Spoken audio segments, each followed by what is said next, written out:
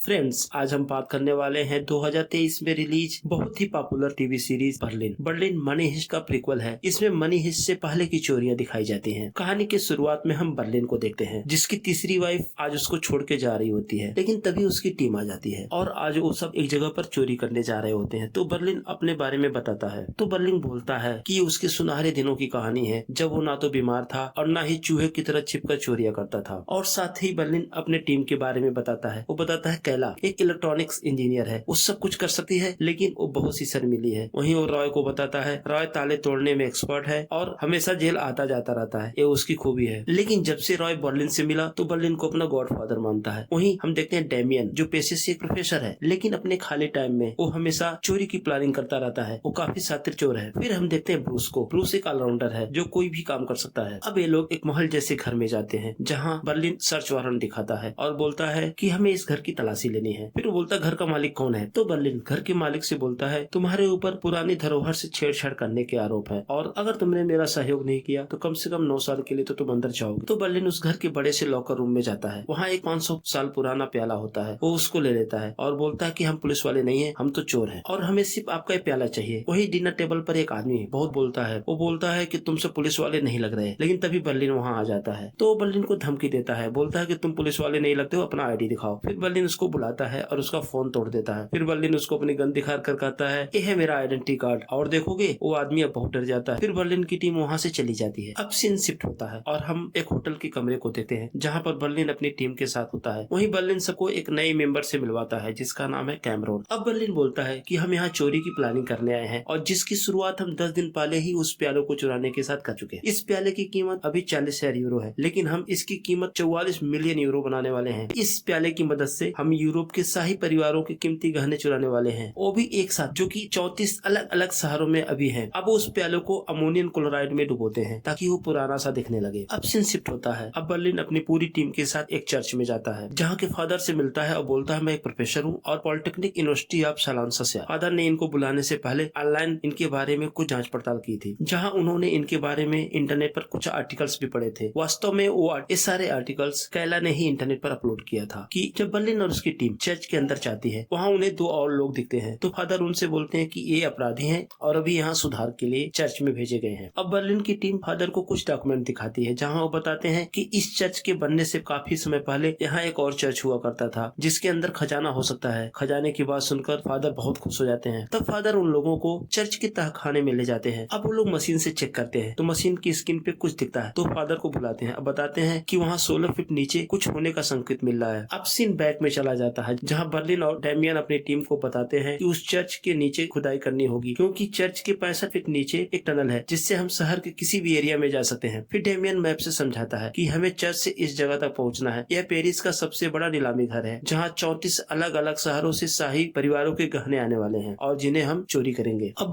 Berlin उनको दिखाता है कि होटल के ठीक सामने उस नीलामी घर के डायरेक्टर का घर है, जिसका नाम है फ्रांसिस। अब वे लोग उसके घर पे नजर रखते हैं। वो देखते हैं कि जब वो अपनी वाइफ के साथ घर से बाहर जाता है तो ब्रूस उसका बाइक से पीछा करता है ताकि उस पर नजर रख सके। और वही दूसरी तरफ कैमरन और रॉय एक कपल बनकर उसकी बिल्डिंग में जाते हैं और बिल्डिंग का दरवाजा खोलने की कोशिश करते हैं। जब दरवाजा खुल जाता है, केली भी वहाँ आ जाती है और वे फिर सभी अंदर चले जाते हैं। फ्रांसिस का फ्लैट, फिर वे फ्रांसिस के फ्लैट का दरवाजा खोलते हैं और उसके फ्लैट में चले जाते हैं। वो पूरे घर में जगह जगह पर माइक्रोफोन और कैमरे लगा देते हैं ताकि वो उन पे नजर रख सके। ऐसा करने के बाद वो सब के सब अपने होटल वापस आ जाते। रात में डेमियन फ्रांसिस के घर पे निगरानी करता है और तभी बर्लिन आ जाता है। तब डेमियन रेस्ट करने चला जाता है और बर्लिन निगरानी करता है। तो देखता है कि फ्रांसिस की वाइफ, जिसका नाम कैमिली है, एक सॉन्ग प्ले करके डांस करने लगती है। फिर बर्लिन देखता है कि वो रेडी होकर कहीं बाहर जा रही है। बर्लिन उसका पीछा करता है तो देखता है कि कैमिली एक बार में जाती है, जहाँ ड्रिंक करती है और फिर वहीं एक लेडी उससे रिक्वेस्ट करती है गाना गाने के लिए। फिर कैमिली वहाँ गिटार बजाकर गाना भी गाने लगती है। अब हम देखते हैं बर्लिन कैमिली को गाना गाते हुए काफी ध्यान से देख रहा था। दूसरी तरफ हम देखते हैं ब्रूस और केला चर्च के नीचे गड्ढा खोदते हैं और उस बड़े से प्यालों को उसके अंदर दबा देते हैं। लेकिन तभी बर्लिन और डेमियन भी वहाँ आ जाते हैं और पूछते हैं कि सब काम हो गया। तो कैली बोलती है हाँ, और थोड़ी देर बाद वहाँ फादर आते हैं। फिर वो सब उनको दिखाने के लिए नाटक करते हैं। अब वो जमीन के अंदर से उस प्याले को निकालते हैं, जिसे देखकर फादर बहुत ही खुश हो जाते हैं और बोलते हैं लगता है कि किसी राजा महाराजा के टाइम का प्याला है जो यहाँ जमीन में दबा था। बर्लिन कहता है कि हमें खुदाई के लिए कुछ हफ्ते का समय चाहिए। फादर खुश होकर हाँ बोलते हैं। अब सीन शिफ्ट होता है और हम देखते हैं अगला दिन बर्लिन और रॉय कार में बैठकर किसी का इंतजार कर रहे होते हैं। तो रॉय पूछता है कि हम यहाँ किसका इंतजार कर रहे हैं। फिर बर्लिन रॉय को कहता है कि मैं एक औरत का इंतजार कर रहा हूँ और जब मैं अंदर जाऊंगा तो 2 मिनट बाद आप मेरे एक पुराने दोस्त बनकर अंदर आना और इस तरह से मिलना जैसे हम बहुत समय बाद मिल रहे हो। फिर जब कैमिल आ जाती है तो बर्लिन उसके पीछे वहाँ जाता है। वो कैमिल के पास वाली चेयर पर जाकर बैठा है। फिर वो कैमिल से बोलता है कि कल रात मैंने आपको गाना गाते देखा, काफी अच्छा गाती हैं और मैं आपसे काफी प्रभावित हूँ। यहाँ बर्लिन कैमिल को अपने बातों से पटाना चाहता था, लेकिन यहाँ बात उसकी बनती नहीं है। अब सीन शिफ्ट होता है और हम डेमियन, ब्रूस और कैला को देखते हैं जो चर्च के नीचे बेसमेंट में खुदाई करते हुए उन्हें सुरंग का रास्ता मिल जाता है। अब डेमियन मैप के अकॉर्डिंग रास्ते को चेक करता हुआ आगे बढ़ता है और ब्रूस और कैला उसके पीछे जाते हैं। आगे बढ़ने पर उन्हें बहुत सारे आदमियों के कंकाल मिलते हैं। अब वो फाइनली उस जगह पहुंच जाते हैं जहां से उन्हें उस नीलामी घर के लिए रास्ता मिलता है। डेमियन उन्हें बोलता है कि हमें इस लेजर की ठीक सीध में खुदाई करनी होगी। वहीं रॉय कैमेलिया के घर पे नजर रखता है तो बर्लिन को बताता है कि अभी हस्बैंड वाइफ में काफी झगड़ा चल रहा है। कैमेलिया को ओपेरा जाना है लेकिन उसका हस्बैंड वहाँ नहीं जाना चाहता। बर्लिन कहता है ये तो मेरे लिए अच्छा मौका है। दूसरी तरफ फादर खुदाई वाली जगह पर आते हैं और बोलते हैं कि मैं इस पे जा रहा हूँ, तो मैं सोचता हूँ कि ये प्याला अपने साथ ले जाऊँ और आपकी यूनिवर्सिटी के डीन को दिखाऊं। हालांकि डेमियन उन्हें मना करता है लेकिन फादर नहीं मानते और वो बोलते हैं कि कल सुबह 8:30 बजे की मेरी फ्लाइट है, इसलिए मैं इसे लेके जा रहा हूँ। अब डेमियन बर्लिन को इस घटना के बारे में बताता है तो बर्लिन रॉय को कहता है कि कुछ भी करो वो प्याला हमें चाहिए, चाहे इसके लिए तो फादर को जान से क्यों न मारना पड़े। यह कहते हुए बर्लिन होटल से बाहर चला जाता है और कैमिला को आवाज लगाता है और उससे बोलता है कि क्या इत्तेफाक है, मैं भी यही सामने वाले होटल में रुका हूँ। लेकिन कैमिला उसको बोलती है कि मुझे कहीं जाना है और मुझे लेट हो रहा, क्या हम बाद में बात करें। तो बर्लिन बोलता है कोई बात नहीं, अगर आपको बुरा न लगे मैं आपके साथ चलूं और रास्ते में हम कुछ बातें कर लेंगे। अब कैमरन और रॉय बाइक लेकर फादर के पास पहुंच जाते हैं तो देखते हैं फादर के साथ वो 2 क्रिमिनल्स भी होते हैं जो चर्च में सुधार के लिए आए हुए हैं। अब वे फादर से बैग छीनते हैं लेकिन फादर की पकड़ बहुत मजबूत है बैग पर। वो बाइक से घसीटते हुए कुछ दूर तक चले जाते हैं, फिर छूट जाता है। लेकिन वो दोनों अपराधी भी वही होते हैं। वो देख लेते हैं, उनमें से एक बड़ा सा ड्रम उठाकर रॉय को मारता है और वो ड्रम जाकर रॉय को लगता है। रॉय और कैमरोना दोनों गिर जाते हैं। अब रॉय उस बाइक को छोड़कर फादर से वो बैग ले लेता है और भागने लगता है। साथ में कैमरोना भी भागती है। थोड़ी दूर बाद वो जाकर एक जगह छिप जाते हैं लेकिन तभी वो दोनों गुंडे उन्हें घेर लेते हैं और पानी की पाइप से उन पे बौछार करते हैं जिससे वो बैग नीचे गिर जाता है और प्याला भी वहीं छूट जाता है। अब कैमरोना और रॉय मुश्किल से वहाँ से अपनी जान बचाकर भाग। बर्लिन और कैमिल पार्टी करके वापस आते हैं तो हम देखते हैं बर्लिन पूरी तरह से कैमिल के प्यार में डूब चुका होता है और वो जाने से पहले कैमिल के हाथों पे अपना मोबाइल नंबर लिखता है और वापस अपने होटल में चला जाता है। वहीं दूसरे दिन हम कैमरन और रॉय को देखते हैं जो एक रेस्टोरेंट में बैठे होते हैं। तभी वहाँ डेमियन आ जाता है और कहता है कि कल तुमने मुझे फोन क्यों नहीं किया। वे कहते हैं बर्लिन ने हमको कुछ काम दिया था लेकिन हमने बर्लिन को कई बार कॉल किया लेकिन बर्लिन ने हमारा फोन नहीं उठाया। फिर डेमियन कहता है कि कल तुमने फादर को 30 फीट तक अपनी बाइक से घसीटा और इतना तमाशा यहाँ की सड़कों पर किया जिससे फादर को काफी चोट लग गई है और सबसे अच्छी बात है कि फादर अब कई दिनों तक अपने बिस्तर पर पड़े रहेंगे और वो कहीं नहीं जाएंगे। और वहीं हम देखते हैं बर्लिन की लव स्टोरी अब चलने के लिए है। कैमिल बर्लिन को कॉल करती है और उसे होटल की बालकनी में बुलाती है। वो बोलती है मैं पिछले 8 सालों से शादीशुदा हूँ लेकिन जिस खुशी का एहसास तुमने कल मुझे दिलाया आज तक वो मुझे नहीं मिला। अब वो दोनों अपने अपने कमरे में चले जाते हैं। हम देखते हैं बर्लिन बहुत ही खुश था। अब रॉय बर्लिन के पास आता है तो बर्लिन खुश होकर उसे अपनी कहानी सुनाता है लेकिन तभी कैमिला आ जाती है और वो बाहर से दरवाजा नॉक करती है तो बर्लिन रूम के बाहर आता है और कहता है का अंदर न आना ही ठीक होगा क्योंकि आप शादीशुदा औरत है। मेरा मतलब मैं किसी के घर टूटने की वजह नहीं बनना चाहता। हालांकि बर्लिन उसको अंदर नहीं बुलाना चाहता था क्योंकि उसने कमरे में बहुत सारा सेटअप कर रखा था। वो दूरबीन लगा रखा था जिससे वो कैमिला के घर पे निगरानी रखता है और वहीं उसने मॉनिटर लगा रखे थे जहाँ कैमरा को मॉनिटर करते हैं। कैमिला वहाँ से चली जाती है तो बर्लिन को महसूस होता है कि उससे बड़ी गलती हो गई। वो कैमिला का प्यार पाने के लिए इतने दिनों से परेशान था और जब वो खुद चलकर उसके घर आई है तो उसको मना कर रहा है। फिर वो कैमिला के पीछे जाता है। वो जाकर कैमिला को सॉरी बोलता है। अब हम देखते हैं उसकी बाकी टीम जो सुरंग की खुदाई में लगी होती है और हम देखते हैं कि खुदाई का काम पूरा हो गया होता है और नीलामी घर के बाहर की जो कंक्रीट की ब्लॉक होती है वहाँ तक वो पहुँच गए होते हैं। बस उस ब्लॉक को तोड़कर उस एंटी चेम्बर में एंट्री करनी होती है। अब बर्लिन और डेमियन केली, कैमरन, रॉय और बूस को अपना प्लान बताते हैं। वो बताते हैं कि कंक्रीट की एक ब्लॉक हम निकालेंगे जो कि तिजोरी से बने पहले कमरे की एंट्री होगी। उस कमरे में 2 सीसीटीवी कैमरे लगे हैं जिसकी फुटेज वहाँ के गार्डों के कंप्यूटर स्क्रीन पे दिखाई देती है। एक गार्ड हॉल में बैठा होगा और दूसरा बेसमेंट में ठीक तिजोरी के सामने बैठा होगा। बर्लिन बोलता है कि उन दोनों गार्ड्स को कंप्यूटर से दूर करना होगा ताकि हमें टाइम मिल सके और हम सीसीटीवी हैक कर सके। वो बताते हैं कि हमने गार्ड की रूटीन चेक की है। हर रोज रात के 8 बजे वो डिनर में पिज्जा मंगवाते हैं और इस बार जब वो पिज्जा का ऑर्डर करेंगे तो वो कॉल कैली उठाएगी और ब्रूस उन गार्ड्स के लिए पिज्जा की डिलीवरी लेकर जाएगा। लेकिन जानबूझकर हम पिज्जा ठंडा भेजेंगे और ऑर्डर भी गलत होगा ताकि उन गार्ड्स को गुस्सा आ जाए। और वहीं जब एक डिलीवरी बॉय उनसे बदतमीजी से बात करेगा तो उनका ईगो हर्ट होगा तो फिर अपने दूसरे साथी को भी बुलाएगा और यहीं से हमारा काम शुरू हो जाएगा। हम हमें यहाँ कम से कम 3 से 4 मिनट चाहिए होंगे, जहाँ पर रोबोट कंक्रीट के एक ब्लॉक को बाहर निकालेगा। फिर हम एंटी चैम्बर के अंदर पहुंच जाएंगे, जहाँ पर सीसीटीवी का कंट्रोलर है। कैला 3 या 4 मिनट के अंदर ही उस सीसीटीवी को हैक कर लेगी और जब तक ब्रूस अपना नाटक जारी रखेगा। और ये सब करने के बाद हमें तुरंत ही वहाँ से बाहर निकलना होगा और फिर से हमें वो कंक्रीट का हिस्सा वापस उसी दीवार में लगाना होगा। और अब उनके सीसीटीवी पूरी तरह से हमारे कंट्रोल में आ जाएंगे और सब कुछ हमारे प्लान के हिसाब से ही होगा। और हम देखते हैं कि वो उनके सीसीटीवी कैमरे हैक करने में कामयाब हो जाते हैं। वहीं दूसरी तरफ वो एंटी चैम्बर से पहले एक टेंट चैम्बर बनाएंगे, जिसमें वो अपने पुराने कपड़े उतारकर नए ग्लव्स और पूरे शरीर को कवर करने वाले सूट पहनेंगे, क्योंकि तिजोरी के अंदर कोई भी मिट्टी का कण या एक भी तिनका गिरना नहीं चाहिए। अगर ऐसा हुआ तो हमारा पूरा का पूरा प्लान चौपट हो सकता है। अब कैला बताती है कि सीसीटीवी हैक करने के बाद लेकिन तभी ब्रूस खड़ा हो जाता है और वो कुछ स्नैक्स उठाता है और फ्रिज का दरवाजा खोलता है। वहाँ उसे शैंपेन मिलता है। ब्रूस के इस काम से बर्लिन बहुत गुस्सा होता है, तो ब्रूस से पूछता है कि शैंपेन आपको पसंद है। ब्रूस बोलता है हाँ। फिर गुस्से में बर्लिन पूरी शैंपेन की बोतल ब्रूस को जबरदस्ती पिला देता है और बोलता है यह कोई स्कूल की क्लास नहीं है जिसमें ध्यान नहीं दोगे तो गलती करने पे तुम्हें ग्राउंड के चक्कर लगाने पड़ेंगे। ये हमारा क्लासरूम है और हम यहाँ एक प्लान डिस्कस कर रहे हैं। अगर किसी से भी गलती होती है तो सजा के तौर पर उसको फ्रांस की जेल में 16 साल बिताने पड़ेंगे, और किसी ने भी प्लान पर ध्यान नहीं दिया तो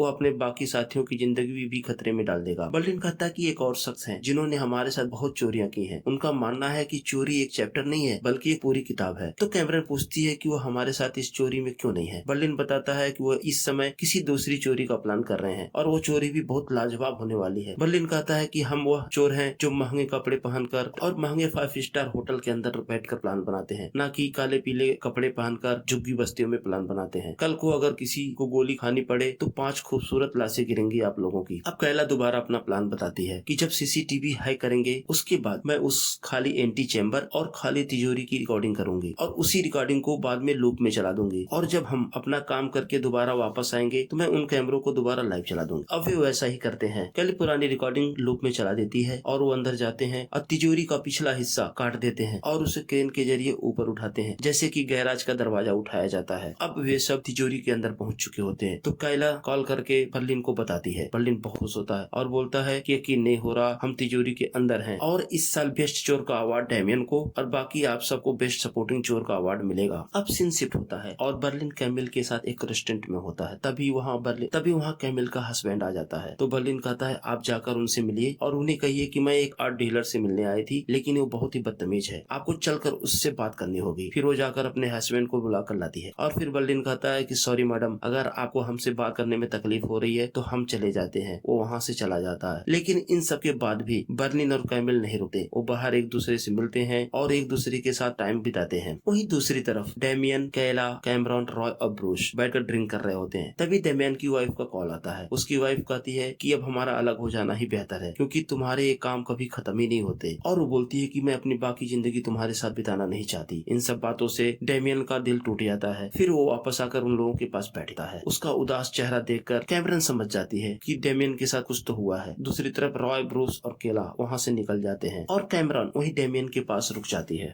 तभी ब्रूस को उन लोगों का कॉल आता है जिससे उसने बाइक किराए पर ली थी। तो ब्रूस रॉय से बोलता है कि कम से कम ये तो बता दो मेरी बाइक कहाँ है। वो लोग मुझे रोज कॉल करते हैं, मुझे धमकी देते हैं, अगर मैं उनकी बाइक वापस नहीं करूंगा तो मेरा पासपोर्ट पुलिस को दे देंगे। कैला बोलती है पासपोर्ट चाहे नकली हो लेकिन इस पे लगा हुआ फोटो तो तुम्हारा असली है। तो रॉय बोलता है अगर ऐसी बात है तब तो हम सब प्रॉब्लम में हैं, क्योंकि वो बाइक पादरी के क्रिमिनल गुंडों के पास है। वहीं दूसरी तरफ डेमियन उदास चुपचाप बैठा होता है। तो कैमरन उसके पास पिज्जा और वाइन लेकर आती है और उसे खाने के लिए बोलती है, लेकिन वो मना कर देता है। तो कैमरन उससे पूछती है कि क्या हुआ, तुम्हारी वाइफ के साथ झगड़ा हुआ है क्या, क्योंकि कल से तुमने कुछ खाया नहीं। तो डेमियन कहता है उसने मुझे छोड़ दिया। कैमरन बोलती है हो सकता है उनको नया प्यार मिल गया हो और शायद इसीलिए उन्होंने आपको छोड़ दिया। दूसरी तरफ बर्लिन और कैमिल एक साथ होते हैं। तभी कैमिल के हस्बैंड का कॉल आता है और वो पूछता कि क्या तुम्हारे साथ कोई है। मैं जब घर आया तो तुम्हारा लैपटॉप खुला हुआ था और मैंने तुम्हारे सारे लव ईमेल्स पढ़ लिए हैं और ये वही रेस्टोरेंट वाला आदमी है जो हमसे मिला था। तो कैमिल कहती है कि मैं तुमसे मिलकर सब कुछ बता दूंगी। कैमिल ये बात बर्लिन को बताती है। अब सीन शिफ्ट होता है। हम देखते हैं कैमरन डेमियन के रूम में आती है और बोलती है कि सारे गहने आ चुके हैं और आज मंडे है, कल सारे गहनों की जांच होगी और उनका दाम लगाया जाएगा और वे लोग वेडनेसडे को कॉन्फ्रेंस करने वाले हैं। इसका मतलब कि हमें चोरी आज ही करनी होगी। फिर रॉय बर्लिन को कॉल करता है, उसे सारी बात बताता है और कहता है कि आज की ही रात हमें चोरी करनी होगी। तो बर्लिन बोलता है कि अभी मैं फोन रखता हूँ लेकिन मैं समय से पहुंच जाऊंगा। तो बर्लिन अब कैमिल से मिलने जाता है। तो कैमिल बताती है कि मैंने अपने हस्बैंड को सब कुछ बता दिया, लेकिन वो कितने अच्छे हैं, उन्होंने कुछ नहीं कहा, वो मुझसे एक बच्चा चाहते हैं और ऐसी कंडीशन में मैं उनको छोड़कर नहीं जा सकती। ये सब बातें बर्लिन को अच्छी नहीं लगती और वहाँ से चर्च में अपनी टीम के पास जाता है जहाँ वो सब सीसीटीवी में देख रहे होते हैं। तो बर्लिन उनसे पूछता है कि क्या सारे गहने आ गए? कैला कहती है हाँ, सभी गहने आ चुके हैं, अब यह तिजोरी 15 घंटे बाद ही खुलेगी और फ्रांसिस ही इसे खोल सकता है। बर्लिन बोलता है कि अंदर जाने का समय आ गया है। फिर डेमियन पूछता है कि पिछले 2 दिनों से तुम पेरिस में नहीं थे। इस बात को लेकर बर्लिन और डेमियन में थोड़ी सी बहस होती है। अब वो सब अपने सूट पहनने लगते हैं तो कैला तिजोरी की लेटेस्ट सीसीटीवी वीडियो रिकॉर्ड करके उसे लूप में ऑन कर देती है। फिर वो रोबोट की हेल्प से वो एंटी चेम्बर की कंक्रीट ब्लॉक निकालते हैं और वो एंटी चेम्बर में इंटर कर जाते हैं। फिर बर्लिन, डेमियन, कैमरन, रॉय तिजोरी के अंदर पहुंच जाते हैं। उन्होंने पहले से ही गहनों की लिस्ट बनाई होती है तो जिसके अनुसार वो गहनों को रखते हैं और ट्रिक मारते जाते हैं ताकि उनको पता रहे कि कौन से गहने उन्हें मिले, कौन से नहीं मिले। सब कुछ ठीक चल रहा होता है लेकिन तभी डेमियन बर्लिन को बोलता है तुम एक जलील इंसान हो, तुमको क्या पता जिंदगी किस तरह जी जाती है, तुम तो दूसरों का घर बर्बाद कर रहे हो एक शादीशुदा औरत से प्यार करके। डेमियन को उसकी वाइफ ने किसी और के लिए छोड़ दिया था तो अपनी भड़ास बर्लिन पर निकालता है। बात बढ़ जाती है और उन दोनों में हाथापाई होने लगती है जिसकी वजह से एक ज्वेलरी का बॉक्स नीचे गिर जाता है। बॉक्स गिरने की आवाज फ्रांसिस सुन लेता है। वो गार्ड से पूछता है कि क्या तुमने कोई आवाज सुनी? तो गार्ड बोलता है ये स्टील के फैलने की आवाज है और अक्सर ऐसी आवाजें आती रहती हैं। इधर कैला उनको बताती है कि गार्ड और फ्रांसिस ने आवाज सुन ली है। फिर फ्रांसिस तिजोरी के दीवार को कान लगाकर सुनता है और कहता है कि दरवाजा खोलो। तो गार्ड बोलता है कि ये तिजोरी अब 15 मिनट बाद ही खुलेगी। तो फ्रांसिस बोलता है कि एंटी चेम्बर का दरवाजा खोलो। अब कैला बताती है कि वो लोग एंटी चेम्बर खोल रहे हैं। वो जल्दी से तिजोरी की पिछली दीवार को नीचे गिरा देते हैं और कंक्रीट को वापस फिट कर देते हैं और कैला एंटी चेम्बर की सीसीटीवी लूप को ऑफ करके लाइव ऑन कर देती है। अब गॉड एंटी चेम्बर में जाता है, वो चारों तरफ चेक करता है, उसे वहाँ सब कुछ नॉर्मल दिखता है तो बाहर आता है और फ्रांसिस से बोलता है कि अंदर सब कुछ ठीक है लेकिन अगर आप चाहते हो तो दोबारा हम तिजोरी खोलकर चेक कर लेंगे। फ्रांसिस बोलता हाँ। अब सबके सब डर जाते हैं लेकिन तभी फ्रांसिस को एक कॉल आ जाता है तो बोलता है कि रहने दो, मैं घर जा रहा हूँ। वहीं अब डेमियन कहता है कि ये तुम्हारे साथ मेरी आखिरी चोरी होगी। सबके सब गहने लेकर बाहर आ जाते हैं और जैसा उन्होंने पहले प्लान बनाया था बर्लिन और रॉय उन गहनों को लेकर होटल चले जाते हैं और बाकी लोग वहाँ रुककर सब कुछ पहले जैसा करने लगते हैं। रात में बर्लिन और रॉय सीसीटीवी में देखते हैं कि कैमिल और उसके हस्बैंड सो गए हैं तो फिर वो दोनों कैमिल के घर में जाते हैं और बर्लिन उन्हें क्लोरोफॉर्म से बेहोश कर देता है। वे दोनों घर के सारे सीसीटीवी कैमरे निकाल लेते हैं जो उन्होंने पहले लगा रखे थे। तो रॉय बोलता है कि डेमियन सही बोलते हैं कि आप हम सबको खतरे में डाल रहे हो क्योंकि क्लोरोफॉर्म हमारे प्लान का हिस्सा नहीं था। ये बात बहुत बुरी लगती है। वो बोलता है कि बच्चा अपने बाप को सिखाएगा कि चोरी कैसे करते हैं और पालतू कुत्ते दुम हिलाते ही अच्छे लगते हैं। आप यहाँ से जा सकते हो, हमें मत समझाओ हमें क्या करना है। अब रॉय अपने आप को बहुत ही अपमानित महसूस कर रहा होता है। अब बर्लिन फ्रांसिस के दूसरे घर की चाबी लेता है और उसका फोन लेता है। फिर वो उसके कपड़े पहनकर उसके घर से बाहर निकलता है। बर्लिन और फ्रांसिस की कदकाठी एक जैसी ही थी तो दूर से देखने में बर्लिन फ्रांसिस जैसा ही दिखता है। अब बर्लिन फ्रांसिस की कार लेता है और उसके दूसरे घर पहुंच जाता है जहाँ ज्वेलरी के एक टैग को बाथरूम में जलाकर गिरा देता है और उस ज्वेलरी के धागे के टुकड़े काटकर वहाँ कमरे में गिरा देता है और उसी ज्वेलरी का एक छोटा सा डायमंड निकाल के सोफे के बीच में रख देता है। दूसरी तरफ टीम तिजोरी को बिल्कुल वैसे ही करने में लगी होती है जैसा वो पहले था। सारी मिट्टी को वैक्यूम क्लीनर से साफ करते हैं और जो भी कटर से काटा गया होता है उसको वेल्डिंग करके और दोबारा उसको पेंट करते हैं। अब प्रॉब्लम थी सीसीटीवी को दोबारा पहले जैसा करने के लिए तो वो उस बिल्डिंग के पावर केबल में शॉर्ट सर्किट करते हैं जिससे वहाँ की सारी इलेक्ट्रॉनिक डिवाइसेस जल जाती हैं और साथ में एंटी चैम्बर भी लॉक हो जाता है। अब उस एंटी चैम्बर को कोई कंपनी के लोग खोल सकते थे जिन्होंने उसे डेवलप किया है और उन्हें आने में लगेंगे 18 घंटे। तो बर्लिन की टीम के पास पूरा समय होता है कि जो भी उन्होंने चेंजेस किए हैं सबको वापस करने के लिए। वो सीसीटीवी कंट्रोलर को वापस वैसे ही कर देते हैं जैसा पहले था। वे उस कंक्रीट के ब्लॉक को दोबारा दीवार में फिट कर देते हैं और उसकी फिर से चिनाई कर देते हैं। वहीं वो गार्ड्स फ्रांसिस को कॉल करते हैं ताकि उसको इस घटना के बारे में इन्फॉर्म कर सके लेकिन फ्रांसिस का कॉल तो अभी बर्लिन के पास होता है तो बर्लिन उसे पिक नहीं करता। वे कंक्रीट के बाद वाली दीवार को भी उसी पुराने ईंटों से चिनाई कर देते हैं और दीवार के बाद जो मानव कंकाल होते हैं उन्हें भी उसी तरह से जोड़ देते हैं जैसा पहले था। दूसरी तरफ बर्लिन वापस